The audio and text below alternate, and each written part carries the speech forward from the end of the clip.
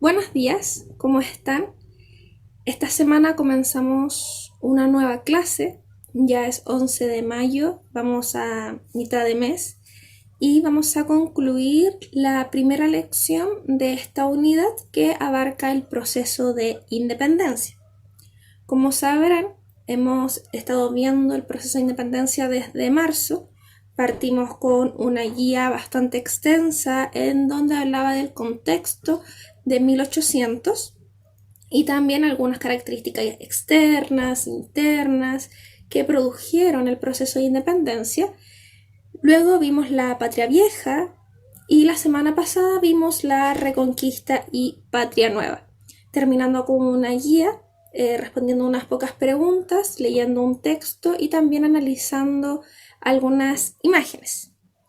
El día de hoy vamos a resumir a grandes rasgos lo que es el proceso de independencia para hacer una retroalimentación de lo que hemos visto durante este mes. Y también vamos a terminar con una actividad como todas las semanas. Y también vamos a dar paso a la siguiente lección que habla sobre los ensayos constitucionales. Sin otra cosa que decir y esperando que se encuentren muy bien, vamos a iniciar la clase de esta semana. Como les mencioné, vamos a ver el día de hoy el repaso del proceso de independencia. El objetivo de esta clase de la semana 11 de mayo es repasar los puntos más importantes del proceso de independencia. Comencemos.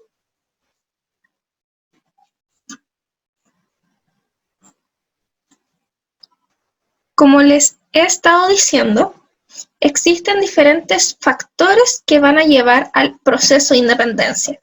Existen causas externas y causas internas.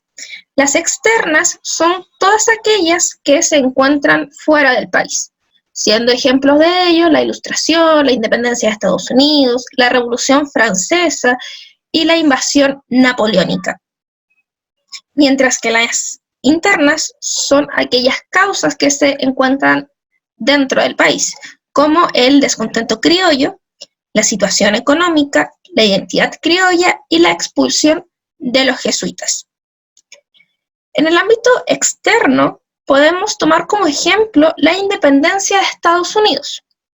Recordemos que para esa época, Estados Unidos eran 13 colonias que dependían de Gran Bretaña.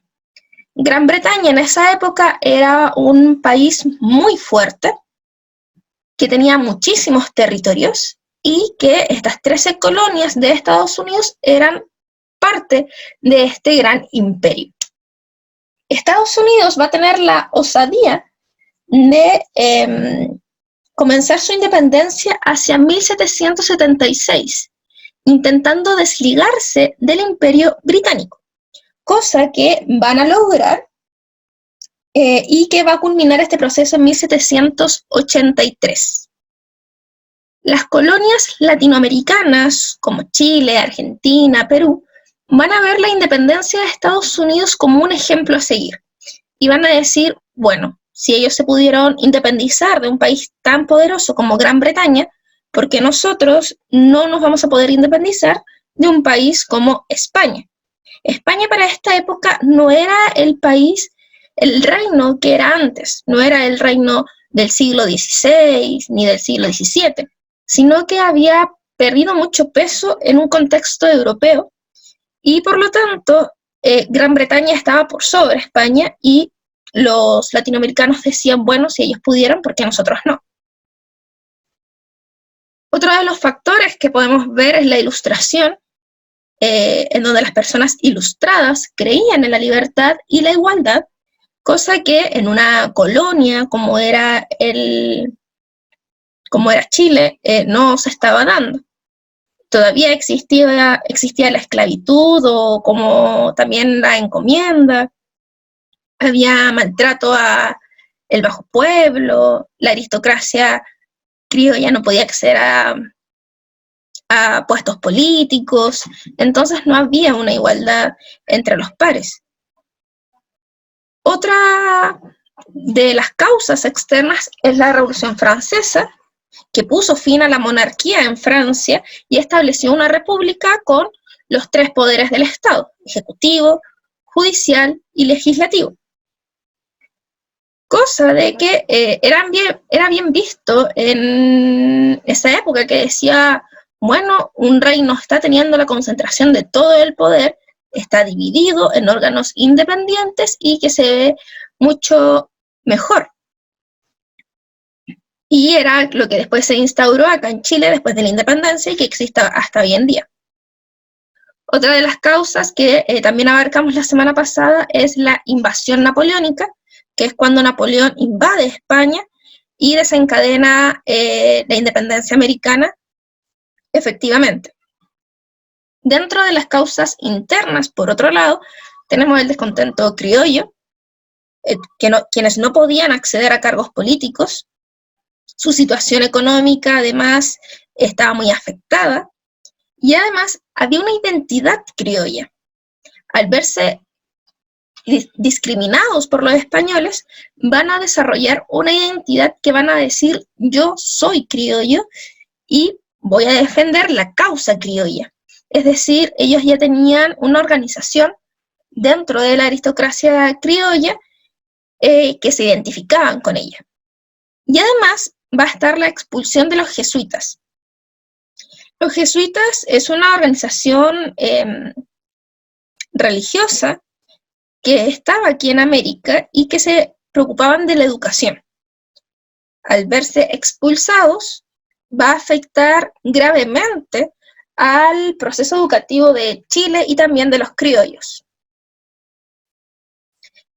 Esta imagen la pueden encontrar en la página 58 de su libro, en donde pueden, si quieren, estudiarla o volver a verla, porque está ahí. Ahora, la independencia no solo se da en la Capitanía General de Chile, sino que se da en todo el continente americano. Por eso se dice que es un proceso continental. ¿Qué es un proceso continental? Cuando hablamos de procesos, hechos y acontecimientos históricos, tienen diferentes escalas. Pueden ser mundiales, continentales o nacionales. Por ejemplo, un proceso mundial podría ser la Primera y la Segunda Guerra Mundial, o algo más actual podría ser la pandemia que estamos viviendo. Por lo tanto, no solo afecta a un país, sino que afecta al mundo entero. Por ejemplo, ahora con el coronavirus, comenzó en China, afectó a China, luego se esparció por todos los países asiáticos, luego por Europa, ya teniendo, ¿no es cierto?, un alcance continental bastante grande, continental asiático y europeo, y luego se extendió a América con Estados Unidos y los países latinoamericanos. Eso es un proceso global. Un proceso continental es el proceso de independencia, que como podemos ver, todo lo que está en colores en la imagen, se fueron independizando a principios de 1800. Por ejemplo, tenemos Buenos Aires, Argentina, 1810, Chile, 1810, Perú, 1809, Bogotá, 1810, Quito, 1809, Caracas, 1810, México, 1810. Tenemos entonces un momento, un proceso de independencia continental que se dio en una serie de años bastante cercanos y que por lo tanto se puede decir que una independencia fue influyendo en la otra independencia y se dio un proceso como en cadena, como cuando uno tiene una fila de dominós y bota un dominó y los otros dominós van cayendo, ya, algo parecido. Comenzamos con algunas independencias en el territorio y luego los demás también se fueron independizando. Esto influenciado por las causas externas e internas que vimos anteriormente.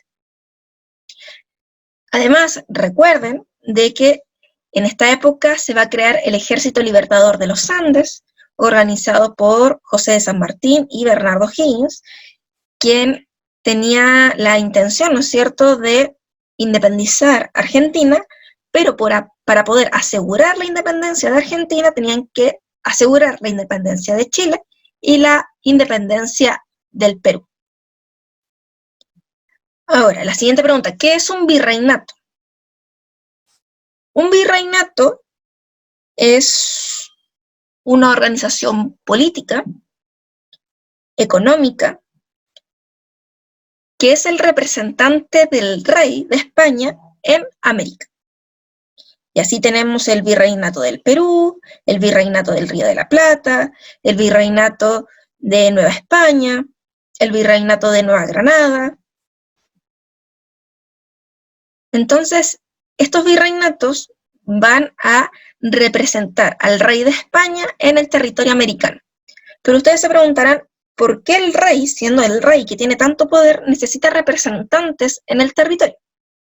Esto es debido a que, como pueden ver, es tan extenso la cantidad de territorio que dominaba, que se le hacía imposible poder controlar estos territorios desde España.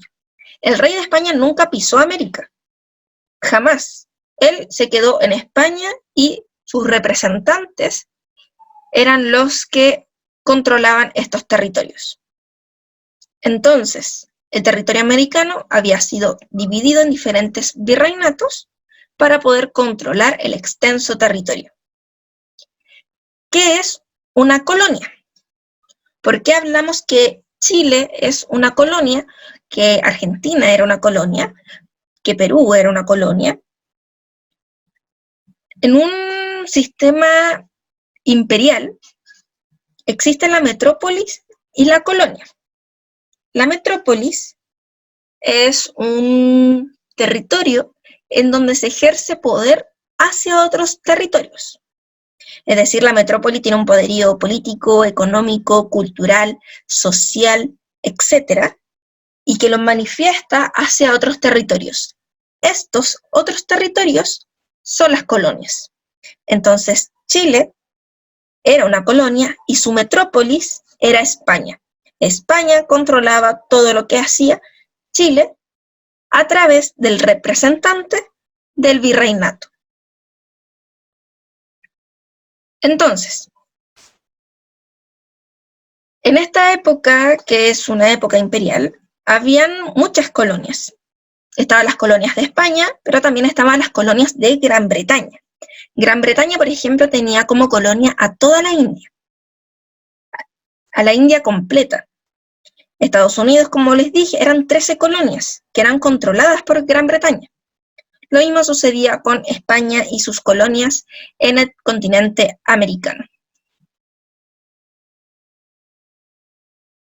Como vimos hace 2 semanas, Chile comienza un proceso de independencia con la captura del rey por parte de Napoleón.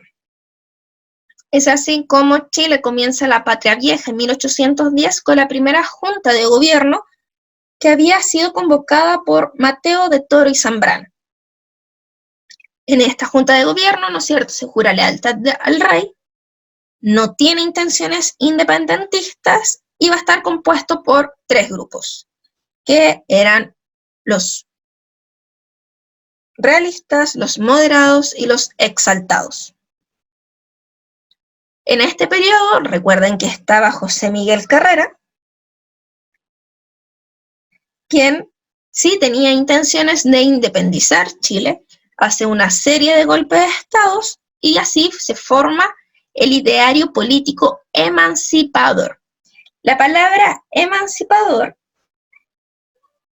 significa que Chile quería desprenderse, o los exaltados, los patriotas, querían desprenderse del control español.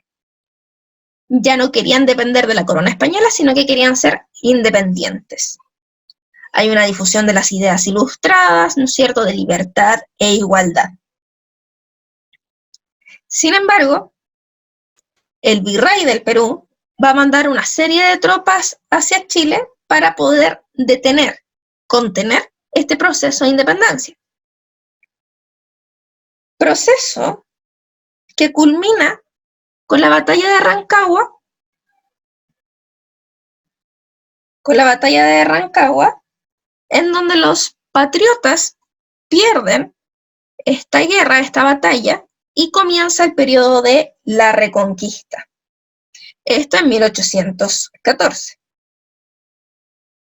Mariano Osorio toma el poder de la gobernación de Chile, mientras que Fernando VII recupera su libertad y comienza una política de persecución contra los criollos. Como habíamos visto, Mariano Osorio, siendo gobernador de Chile, va a perseguir a los criollos, va a hacer una persecución política, los va a expulsar hacia la isla de Juan Fernández y les va a quitar todas sus pertenencias. También todas las leyes que se habían proclamado de la Patria Vieja van a ser eliminadas para colocar nuevamente el poderío monárquico, español monárquico, en Chile. Este proceso va a durar hasta 1817, debido a que en este proceso, recordemos que Bernardo Higgins con algunos criollos patriotas van a escapar hacia Argentina, se van a encontrar con José de San Martín y van a formar el Ejército Libertador de los Andes. Es así como el 12 de febrero de 1817, el Ejército Libertador va a cruzar los Andes hacia Chile y en la batalla de Chacabuco los patriotas van a ganar y estarán llevando a cabo un proceso de independencia culminando con el inicio de la Patria Nueva. Recordemos que el 12 de febrero de 1818 se lleva a cabo la proclamación de la independencia de Chile y el 5 de abril se lleva a cabo la Guerra de Maipú, en donde se rectifica la independencia de Chile. Aquí ya nos encontramos con la Patria Nueva, con los nuevos símbolos patrios, teniendo a Bernardo Higgins como director supremo, que intenta organizar el Estado naciente, dando a conocer la Constitución en 1822, y en este periodo es donde se consolida militarmente la independencia de Chile.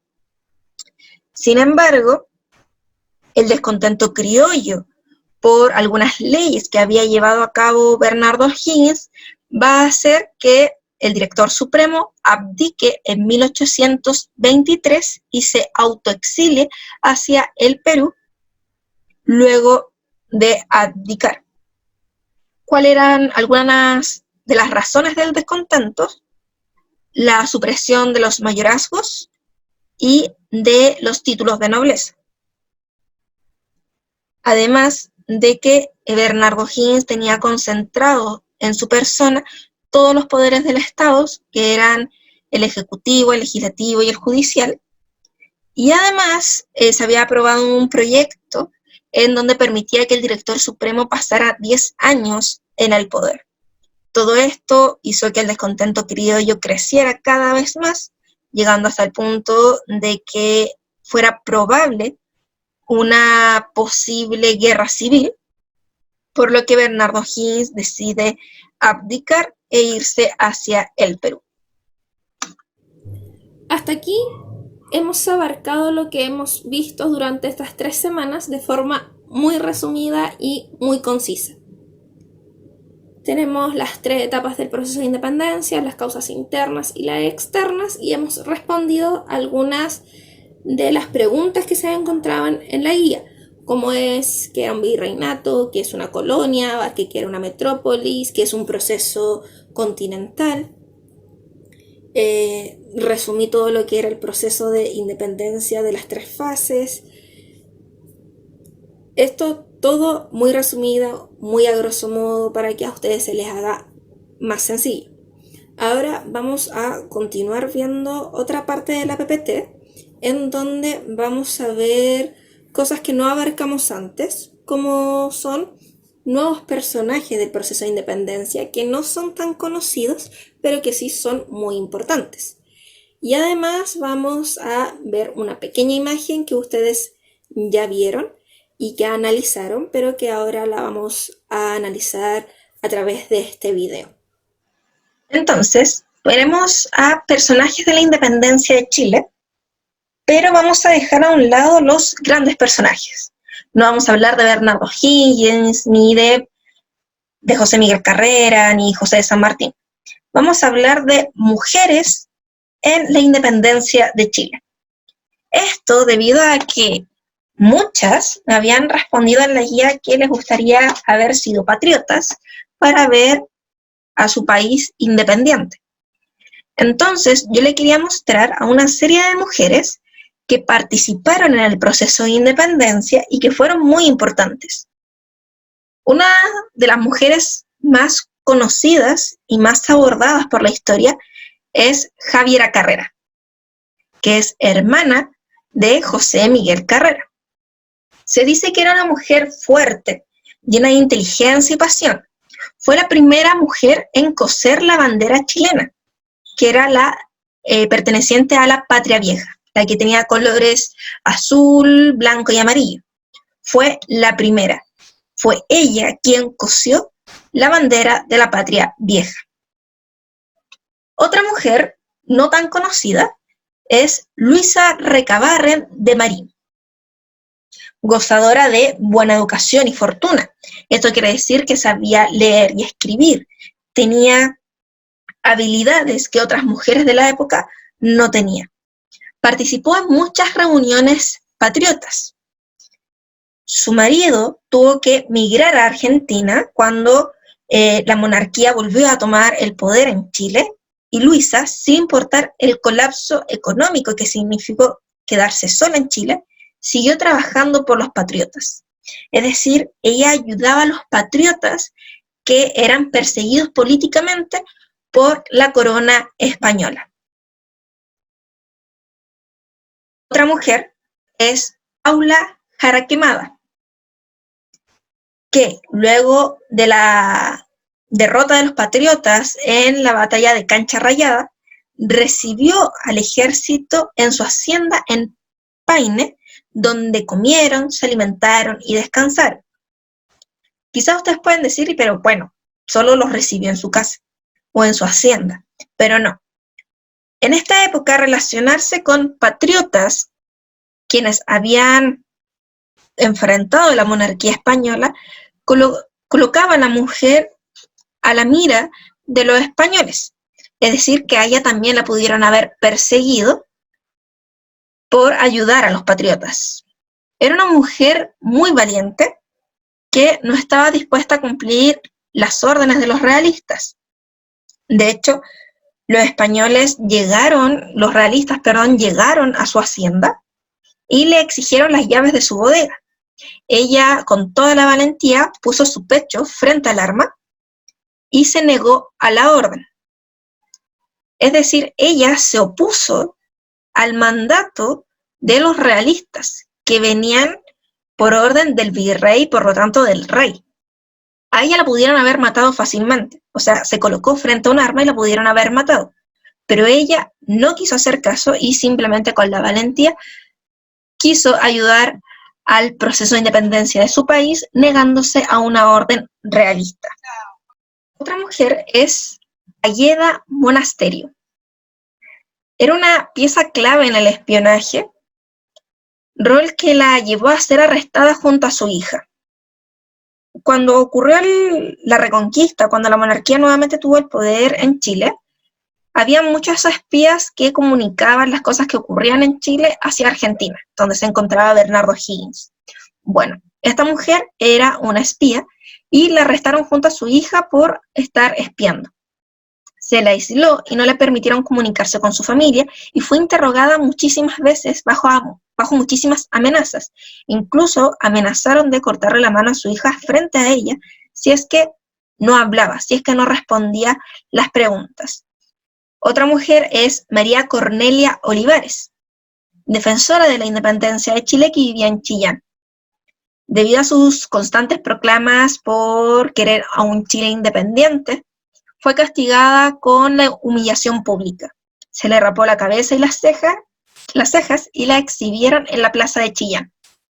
Esta práctica de exponer a las personas en una plaza como castigo era muy utilizada en 1800. En esta época no habían cárceles. Las personas no se iban a la cárcel. De hecho, como podrían recordar, cuando los realistas tomaron el poder de Chile en 1814, nunca dije de que se llevaron a los patriotas a una cárcel.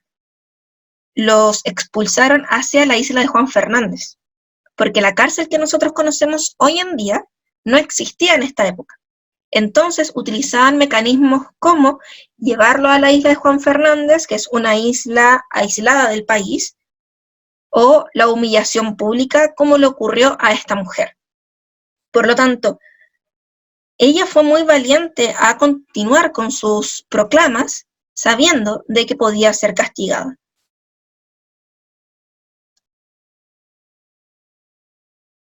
Ahora, tenemos la guerra de Maipú, que se llevó a cabo el 5 de abril de 1818. Esta imagen se encontraba en la guía pasada, en donde yo pedía que interpretaran la imagen. Podemos ver que está Bernardo Higgins y José de San Martín.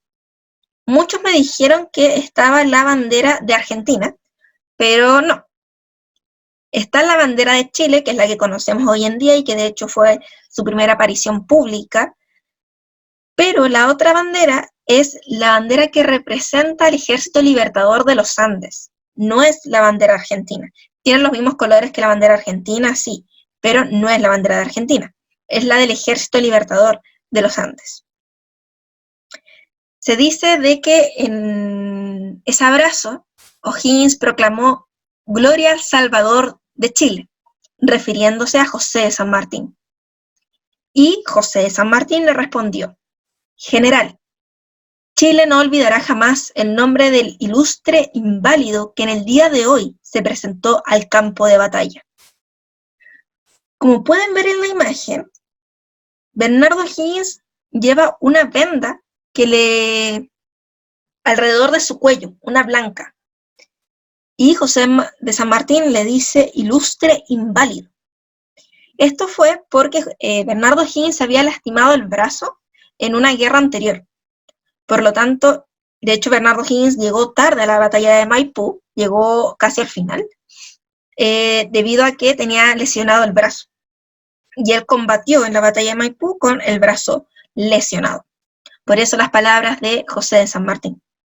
Entonces acá en el abrazo de Maipú tenemos que se celebra una victoria contra los realistas. Cuando ocurre esta batalla de Maipú, recuerden de que se le había ofrecido el cargo de director supremo a José de San Martín, pero él, debido a que quería seguir con los procesos de independencia latinoamericanos, es Bernardo Higgins quien se queda con el puesto de director supremo, debido a diferentes proclamas que él hace, leyes y actuaciones que él realiza. Había un descontento criollo que los va a llevar a la abdicación de Bernardo Higgins, que abordamos la clase pasada y en el resumen que recién les hice. Por lo tanto, al abdicar, Bernardo Higgins va a dar un emotivo mensaje que vamos a ver en el siguiente video.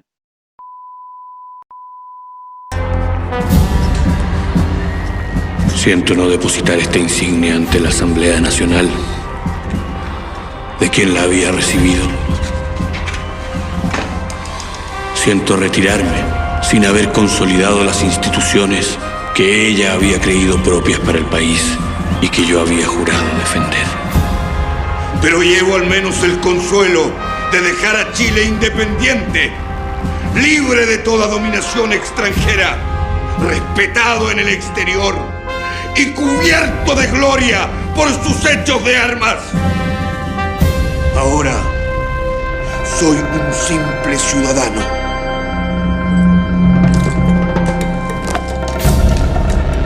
Tomad venganza de mí. Aquí tienen mi pecho.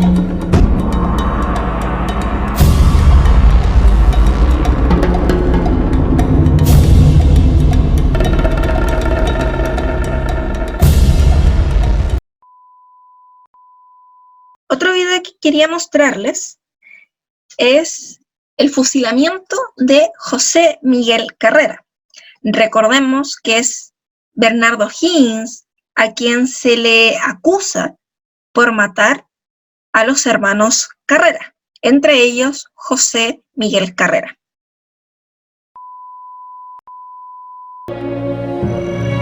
Carrera es traicionado por 4 de sus oficiales. Lo apresan en las cercanías de San Juan y lo llevan hasta Mendoza, atado de pies y manos.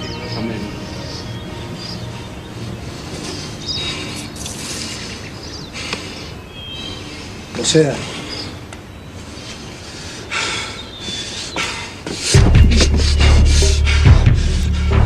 ¿Ha visto alguna vez a un militar de honor dejarse vendar por un fascineroso?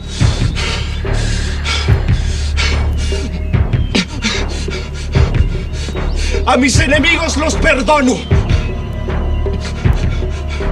Si el olvido de sus agravios los hace abandonar la persecución de mi familia.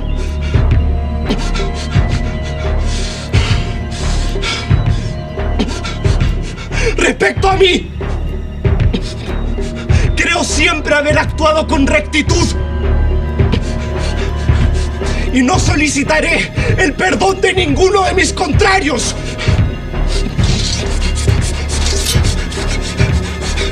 Atención, fusileros. Preparen armas.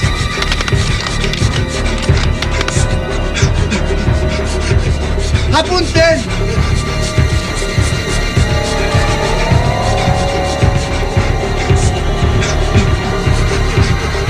¡Muero por la libertad de América!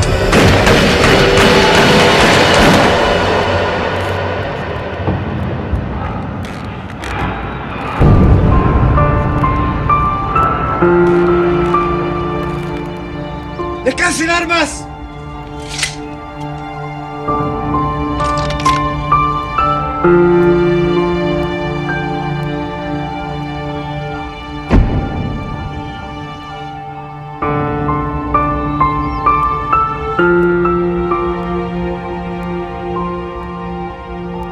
Carrera es fusilado el 4 de septiembre de 1821, exactamente 10 años después de haber dado su primer golpe de Estado. Tiene apenas 35 años.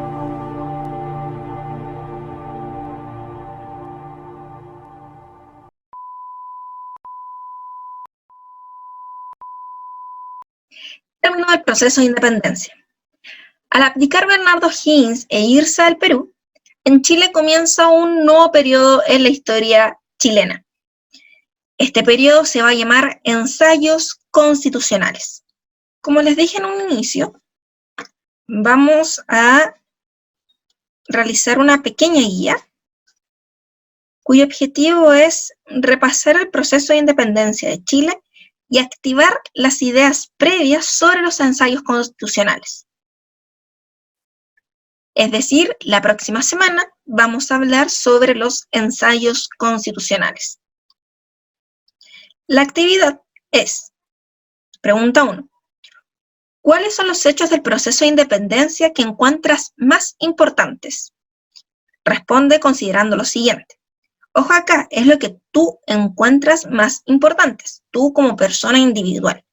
No lo que yo les he dicho, o sea, sí, lo que yo les he dicho, pero de todo lo que yo les he dicho, lo que encuentren más importante de eso.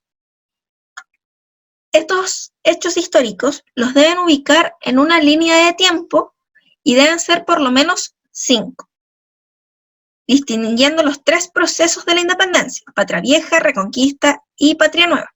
Es decir, yo quiero que hagan una línea de tiempo dividiendo esta línea de tiempo en los diferentes periodos: Patria Vieja, Reconquista y Patria Nueva. Y quiero que coloquen en esta línea de tiempo los 5 hechos más importantes para ustedes que ocurrieron en el proceso de independencia.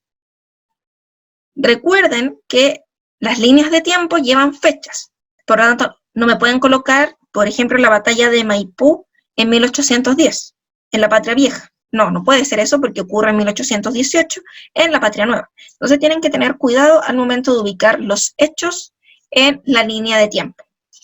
Recuerden ser ordenados para realizar la línea de tiempo porque necesito poder leerla. Necesito poder constatar que ustedes comprenden cómo hacer la línea de tiempo. En la PPT y en las guías, en la PPT, en 2 PPT creo, hay líneas de tiempo donde pueden sacar una idea de cómo hacerlas. Y recuerden, por lo tanto, ser ordenados. La segunda pregunta es para conocer sus ideas previas. Y deben responder según lo que ustedes crean. No lo busquen en internet ni le pregunten a alguien. Necesito que ustedes coloquen lo que creen que es, por ejemplo, ¿qué son los ensayos constitucionales? ¿Qué crees que significa que un periodo de la historia sea conservador? Estas 2 preguntas las deben responder según lo que ustedes crean. Si no tienen idea de lo que puede ser, quiero que me coloquen que no saben lo que es. O pueden decir, mire, sé lo que es un ensayo, pero no sé a lo que se refiere constitucional. O sé lo que significa conservador, pero no lo puedo asimilar con la historia. Si no saben algo, quiero que lo coloquen. Pero no quiero que lo busquen en internet porque quiero saber cuáles son sus ideas previas antes de abordar qué son realmente los ensayos constitucionales. Recuerden que para cualquier consulta está mi correo y acá a Bernardo Higgins le dicen que cuiden mucho su salud y coman saludables. Bueno, hasta aquí queda la clase del día de hoy, en donde resumíamos lo que es el proceso de independencia.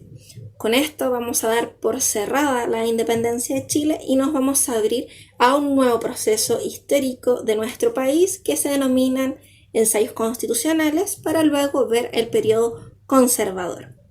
Espero que les haya quedado claro esta manera de resumir la materia y que puedan hacer la guía, que no está difícil, es hacer una línea de tiempo como les he mostrado en las PPT y de forma ordenada para que yo pueda corregir y darles retroalimentación. Y también recuerden responder las otras 2 preguntas sobre las ideas previas, que realmente no quiero que lo busquen en internet. Si no saben la respuesta, quiero que me coloquen no sé. Así de simple, no se compliquen. La fecha de entrega, como siempre, es hasta el día viernes de esta semana, pero como siempre les digo, no se preocupen por la fecha de entrega propiamente tal, porque pueden entregarla la semana siguiente. Hay flexibilidad en las entregas, pero sí, en los correos quiero que me digan el número de guía a la que corresponde, porque he estado recibiendo guías, por ejemplo, de la primera semana, que les envié guía, y no me colocan el número de la guía. Entonces como que me confundo un poco. Así que en el correo quiero que me coloquen el número de la guía que corresponde. Así yo las puedo corregir más rápido. Espero que se encuentren muy bien, como dijo Bernardo Higgins. Cuídense mucho y coman saludable. Nos vemos la próxima semana. Chao.